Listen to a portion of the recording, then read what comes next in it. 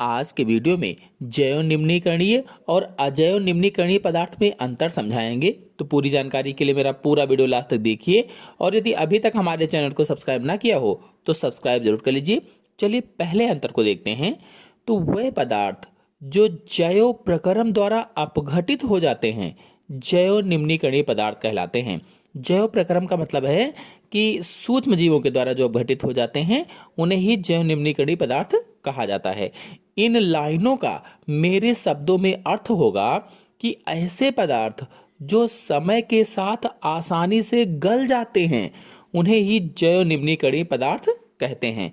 जैसे सब्जियों के छिलके हैं, गत्ते के खाली डिब्बे हैं जो दफ्ती वाले होते हैं, रद्दी कागज है, बासी भोजन है, पुराने फटे सूती कपड़े हैं, गोबर है, घास है आदि कुछ दिनों के बाद अपघटित हो जाते हैं या अपना रूप बदल लेते हैं। जबकि अजैव निम्नीकरणीय पदार्थों में वह पदार्थ जो जैव प्रक्रम के द्वारा अपघटित नहीं होते हैं उन्हें अजैव निम्नीकरणीय पदार्थ कहा जाता है। और जैव प्रक्रम का मैंने बताया है मतलब सूक्ष्म जीवों के द्वारा। तो अब इन लाइनों का मेरे शब्दों में अर्थ होगा कि ऐसे पदार्थ जो समय के साथ आसानी से नहीं गलते हैं अथवा लंबे समय तक वैसे ही बने रहते हैं जैसे थे उन्हें ही अजैव निम्नीकरणीय पदार्थ कहा जाता है।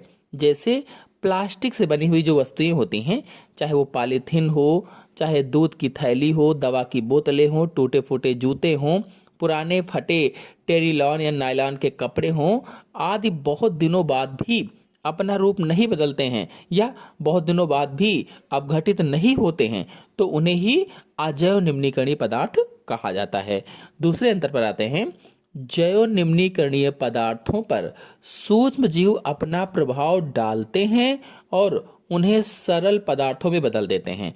तो इन लाइनों का अर्थ यह हुआ कि जो जैव निम्नीकरणीय पदार्थ हैं ये जीवाणुओं अथवा बैक्टीरिया जैसे सूक्ष्म जीवों के द्वारा अपघटित हो जाते हैं। जो जीवाणु है या बैक्टीरिया हैं इन सूक्ष्म जीवों के द्वारा अपघटित हो जाते हैं।